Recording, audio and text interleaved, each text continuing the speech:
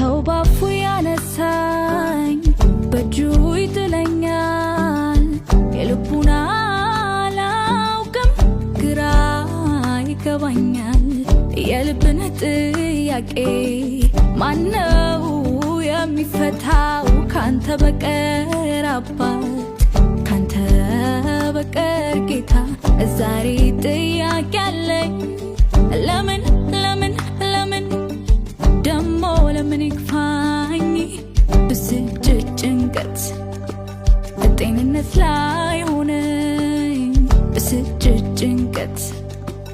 ጤንነት ላይ ሆነኝ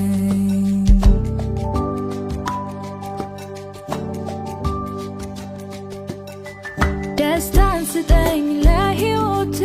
አይሳነኝ